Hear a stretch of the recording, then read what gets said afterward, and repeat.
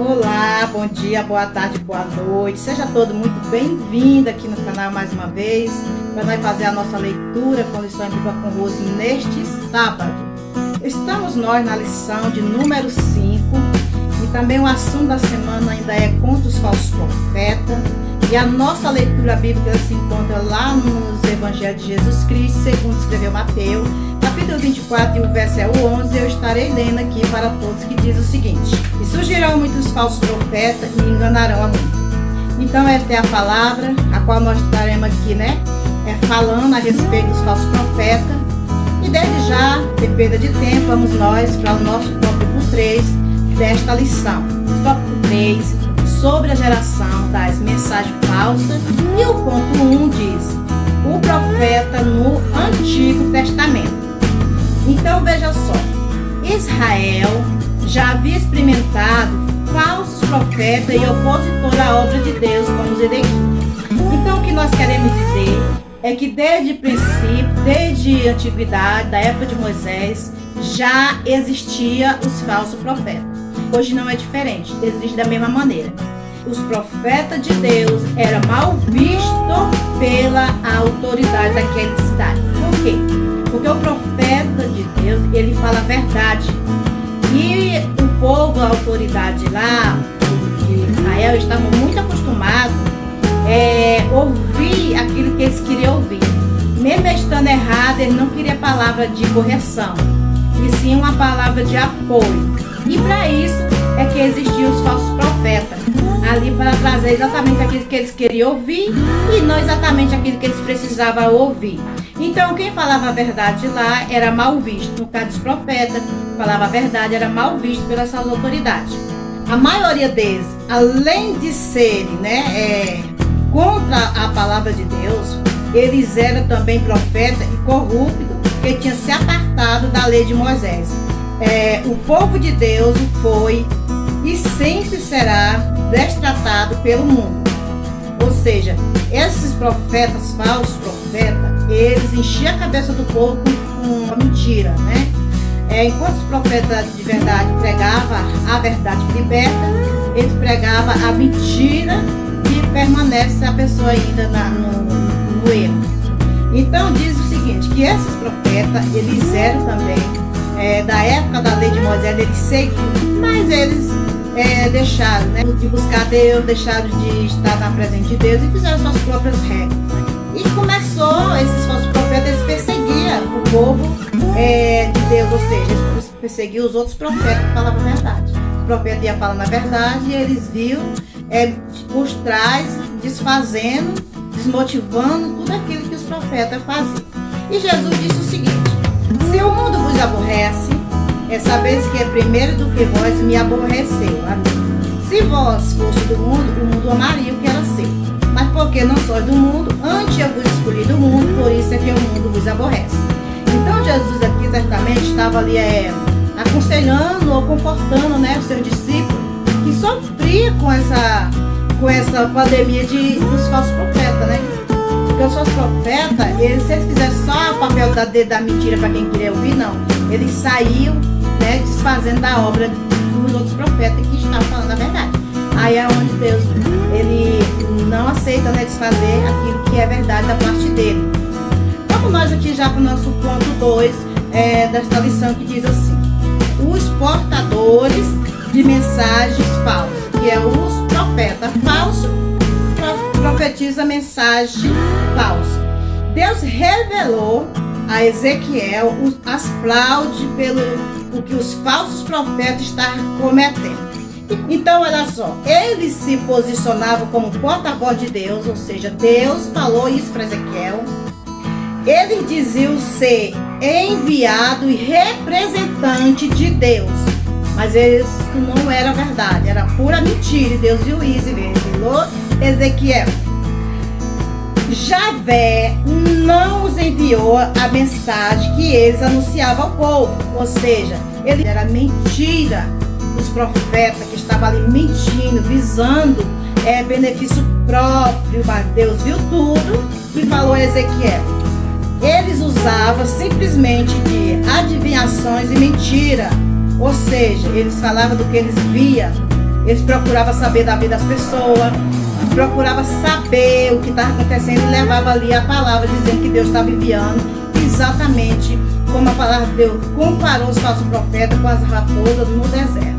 Porque as raposas viviam daquelas casas que eram destruídas e ela ali ficava se alimentando. Assim, os profetas falsos, que se aproveitam da oportunidade das pessoas, da seu momento de fragilidade, que eles desencaminhavam o povo com notícia falsa, não somente sobre a verdade de Javé, mas também sobre assunto político, militar, administrativo da nação. Olha só como esses profetas estavam ali realmente contribuindo para o pior daquela cidade.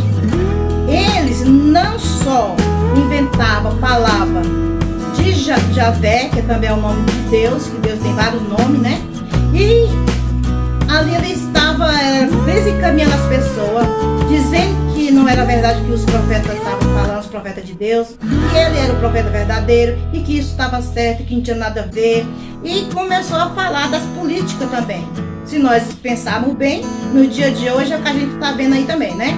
Mas a gente não sabe, a gente não conhece, quem sabe é Deus, e é portanto nós temos que estar orando para Deus fazer a sua vontade. O profeta falso, ele não fala o que Deus manda, eles falam o que eles querem falar, porque são mentirosos, não tem temente a Deus, faz o que quer e acha que não vai ser punido. Mas a palavra de Deus diz que não é verdade. Deus está contemplando todos os passos do certo e do errado. E a palavra de Deus diz que no fim nós vamos colher o que nós plantamos. A mentira é o oposto à verdade, que é o que eles estão fazendo. Trata de prática do engano, da falsidade, da traição. Mentira vai além da prática da intelectual, da desonestidade. E é uma distorção do verdadeiro eu e da nossa relação com Deus e ao próximo. E já vamos nós aqui para o nosso ponto 3, para nós estar encerrando, diz o seguinte: a ira de Deus contra os falsos profetas. Então, certamente a ira de Deus vai vir sobre todos os falsos profetas. Eu vou ler aqui o versículo 10 que está aqui desta lição, deixa eu ver se está aqui, tá? Diz assim: visto que se viste que anda enganando o povo, dizendo paz, não havendo paz, um edifica a parede de lodo e outra a reboca de cal não adubado, tá vendo? Então vai tudo cair. Essa edificação vai cair por terra. E a palavra de Deus diz que tem que edificar a casa na rocha e não na areia. Sabe por quê? Porque quem edifica na rocha, ela aguenta as tempestades, as ventanias, mas quem está edificado na areia, qualquer vento vai derrubar. Então Deus falou aqui na leitura que vai cair tudo por terra. Toda mentira vai cair por terra. Não tem quem ganhe a Deus. Deus fala porque Ele tem domínio de todas as coisas. E aqui diz assim: a sentença contra eles vinha desde Moisés. Falar em nome de Javé sem que ele tivesse autorizado era crime. Ou seja, lá no Antigo Testamento, na época de Moisés, existia uma penalidade. Quem profetizasse em nome de Deus sem que Deus tivesse autorizado era morto. Mas parece que isso não intimidava os falsos profetas, porque ele se sentia favorecido pelos governantes e ele contava com a proteção do Estado. Eles podiam mentir a beça para as pessoas, porque a lei para eles não existia. A lei para lá só existia para os profetas verdadeiros. Morriam os profetas verdadeiros, mas os profetas falsos ficavam. Mas Deus promete justiça, e prometeu e fez, e é a mesma justiça de hoje. O livro de Ezequiel tem tudo a ver com Apocalipse, que é mensagem para o fim dos tempos. E nós temos que estar atentos. Então, quem anda com esse tipo de trabalho, ele vai pagar um preço muito alto, pois o seu discurso agradava às autoridades, certo? Eles falavam tanta mentira, a fim de se promoverem, que a autoridade gostava daquelas mentiras, porque tem pessoas que gostam de andar na mentira. Então, o profeta mentiroso está aí para alimentar essas pessoas que gostam de esconder o seu pecado de trás da não sei aonde, mas está aí. Esses profetas são para isso. Porque o profeta falso, ele fala do que vê, do que ele pensa. Mas os profetas de Deus, eles não falam o que quer nem o que pensa. Eles falam o que Deus fala para ele falar. Essa é a diferença. O seu discurso, que era do falso profeta, agradava a autoridade. E até indicava alguns profetas a corte, tá? Trabalho privilegiado, concursado, né? Eles eram promovidos, indicados pela corte. Então, estava muito difícil mesmo para os discípulos daquela época, né? E eu também diria que hoje, para quem faz mesmo a obra de Deus como ela é, também é difícil, tá? Hoje o mundo não aplaude, a igreja não aplaude. Quando você fala a verdade, você é excluído de tudo. Mas quando você fala mentira e gosta de mentir, aí sim, você tem uma cadeira ali de destaque. Mas louvado seja Deus, existe ainda esse remanescente que não se rende por um prato de leitilha. Ele não se rende, coisa nenhuma, na verdade, ele se vende. Sabe por quê? Porque ele sabe que Deus é o dominador, é o autor, é o consumador da vida dele, de tudo que ele tem, de tudo que ele é. O discípulo desses falsos profetas ou falsos doutores ainda estava por desencaminhar o povo e desanimando com as suas heresias.